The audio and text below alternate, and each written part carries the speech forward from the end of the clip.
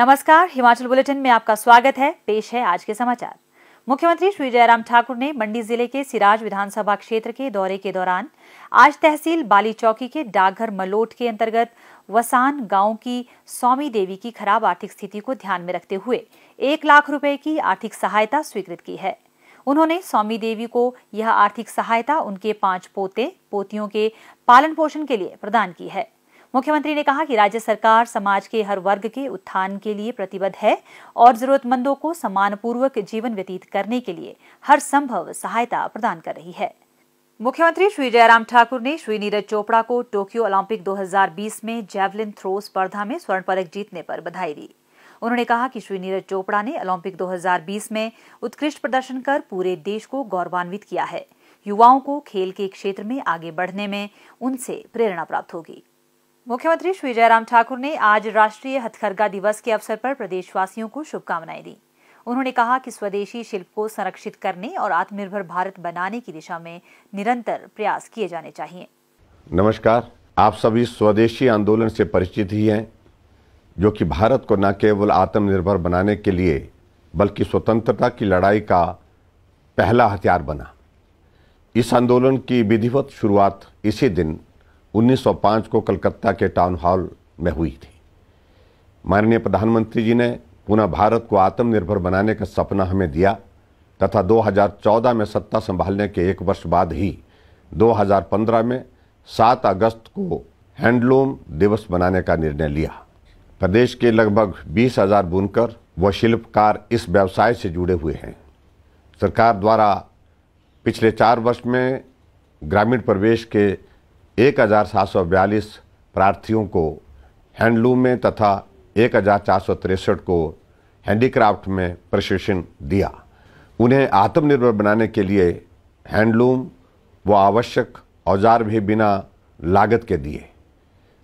कारीगरों को online sale platform उपलब्ध कराने के लिए कल 6 तारीख को हमारी सरकार ने फ्लिपकार्ट के साथ एक MOU साइन किया, जो हमारे कारीगरों को पूरे भारत में पहचान देगा तथा उनके उत्पादों को देश के कोने कोने तक पहुंचाएगा। हिमाचल प्रदेश राज्य हस्तशिल्प एवं हथकरघा निगम ने इस सप्ताह गेटी थिएटर शिमला में भव्य प्रदर्शनी लगाई है। कोविड के लंबे दौर के चलते दस्तकारों व बुनकरों का इस प्रदर्शनी से मनोबल बढ़ा है। इसके लिए निगम को मैं बहुत बहुत बधाई देता हूँ। आइए हम सब मिलकर आत्मनिर्भर भारत को मूर्त रूप दें और वोकल फॉर लोकल को बढ़ावा दें और लोकल उत्पादों को खरीदकर अपने कारीगरों का मनोबल बढ़ाएं। आप सभी को एक बार फिर हथकरघा दिवस की बहुत सारी शुभकामनाएं और बधाई। जय हिंद, जय हिमाचल। मुख्यमंत्री श्री जयराम ठाकुर ने आज मंडी जिला के सिराज विधानसभा क्षेत्र के अंतर्गत थाची में 14 करोड़ 50 लाख रुपए की लागत की विकासात्मक परियोजनाओं के लोकार्पण और शिलान्यास किए।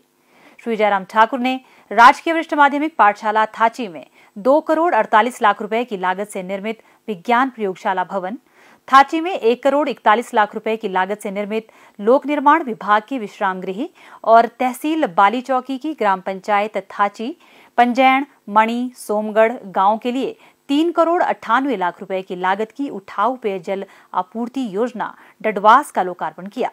मुख्यमंत्री ने 87 लाख रुपए की लागत से निर्मित होने वाले स्वास्थ्य उपकेंद्र मुरह, 53 लाख रुपए की लागत से निर्मित होने वाले स्वास्थ्य उपकेंद्र देवधार और 4 करोड़ 51 लाख रुपए की लागत से हिमाचल प्रदेश बागवानी विकास परियोजना के अंतर्गत सिंचाई अधोसंरचना निर्माण और 50 लाख रुपए की लागत से निर्मित होने वाले राजकीय रेशम उत्पादन केंद्र मुरह के शिलान्यास किए।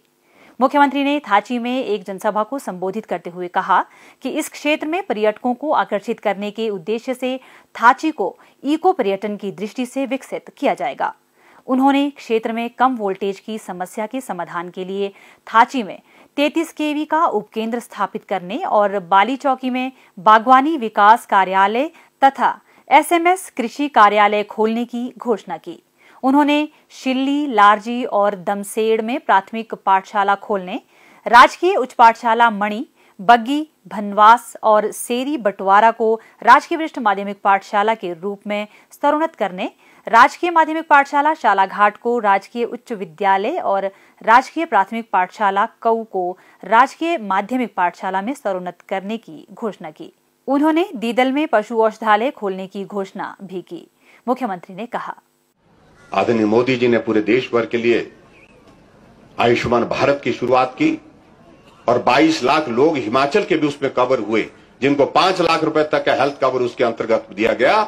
मैंने कहा कि हमारी आबादी तो 72 लाख हो गई है, 50 लाख लोग बाकी बचे, उनका इलाज करने की जिम्मेवारी कौन लेगा? हमने कहा कोई नहीं लेगा तो हम लेंगे। हमने जिम्मेवारी ली और 50 लाख लोगों को भी स्वास्थ्य की सुविधा के लिए हिमकेयर की शुरुआत की। आज हिमाचल प्रदेश में 1,60,000 से ज्यादा लोगों का मुफ्त इलाज करके उनको स्वस्थ करके हम घर भेज करके आए हैं। हमने आगे बढ़ करके सोचा, कुछ लोग ऐसे बीमारी से ग्रस्त हो जाते हैं जिनको जो जिंदा है लेकिन बिस्तर पर पड़े हैं, चल नहीं सकते हैं, उनके लिए हमने एक योजना की शुरुआत की जिसका नाम हमने सहारा योजना रखा। और उस सहारा योजना के अंतर्गत हमने हिमाचल प्रदेश में ऐसे बेबस लोग जो जिंदा हैं, चल नहीं सकते हैं, अपना काम नहीं कर सकते हैं, उनको सहारे की जरूरत होती है, उनके खाते में हम 3,000 रुपए हर महीने का उनको पैसा दे करके उनके इलाज के लिए मदद कर रहे हैं। सहयोग करने की एक इच्छा, मदद करने की एक इच्छा, इन सारी बातों को लेकर के हम आगे बढ़ते रहे। और अभी तो हमने एक और निर्णय लिया, महत्वपूर्ण निर्णय लिया हमने इस बजट में। और इस बजट में एक निर्णय जो लिया हमने कि बेटियों के लिए और ज्यादा सोचने की आवश्यकता है।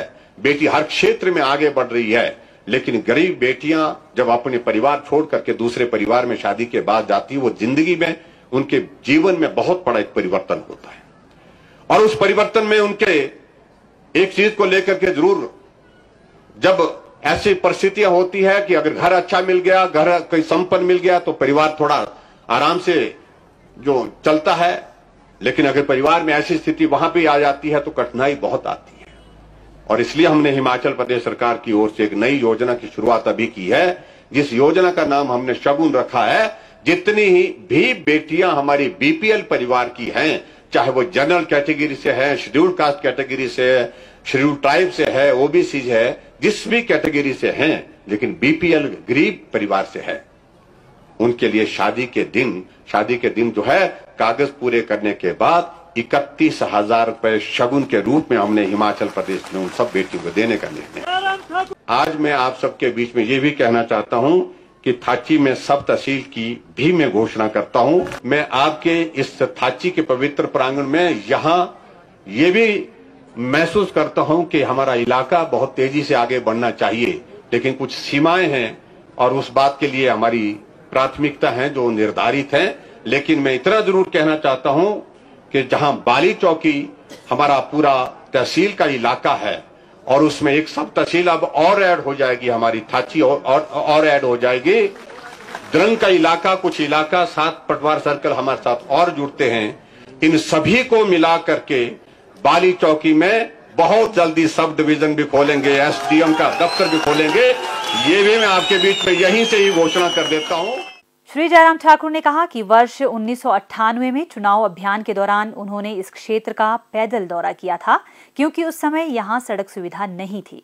उन्होंने क्षेत्रवासियों से वायदा किया था कि 2003 तक सड़क संपर्क सुविधा सुनिश्चित की जाएगी और लोगों के सक्रिय सहयोग से इस क्षेत्र को सड़क सुविधा से जोड़ दिया जाएगा। इसका श्रेय सिराज विधानसभा क्षेत्र के लोगों को जाता है, जिन्होंने पिछले लगभग 24 वर्षों से बिना शर्त उन्हें सहयोग देकर विश्वास व्यक्त किया है। उन्होंने कहा कि सड़कें पहाड़ी क्षेत्रों के विकास की जीवन रेखा होती हैं और आज न केवल थाची बल्कि प्रदेश के सभी दुर्गम क्षेत्रों को सड़क सुविधा से जोड़ा गया है। मुख्यमंत्री ने कहा कि थाची में लोक निर्माण विभाग के विश्राम गृह का निर्माण क्षेत्र में पर्यटन विकास को बढ़ावा देने में सहायक सिद्ध होगा और पर्यटकों को बेहतर सुविधाएं उपलब्ध होंगी। श्री जयराम ठाकुर ने कहा कि थाची में राजकीय महाविद्यालय के निर्माण में वन स्वीकृतियों के कारण विलंब हुआ है, लेकिन स्वीकृतियां प्राप्त होते ही महाविद्यालय का भवन का निर्माण शीघ्र ही किया जाएगा, ताकि क्षेत्र के युवाओं को उनके घर द्वार के निकट उच्च शिक्षा की बेहतर सुविधाएं उपलब्ध हो सकें। मुख्यमंत्री ने कहा कि राज्य सरकार द्वारा आरंभ की गई गृहिणी सुविधा योजना से आज राज्य के हर घर में गैस कनेक्शन है। योजना के अंतर्गत लगभग 3,17,000 परिवारों को निःशुल्क गैस कनेक्शन प्रदान किए गए हैं। मुख्यमंत्री ने राजकीय महाविद्यालय थाची की वार्षिक पत्रिका अभिनंदन का विमोचन किया और महाविद्यालय के मेधावी छात्रों को सम्मानित किया।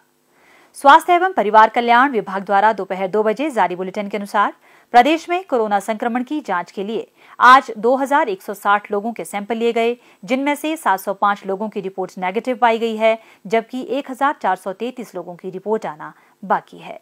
अभी तक 29,10,356 लोगों की जांच की जा चुकी है, जिनमें से 27,01,441 सैंपल की जांच नेगेटिव पाई गई है।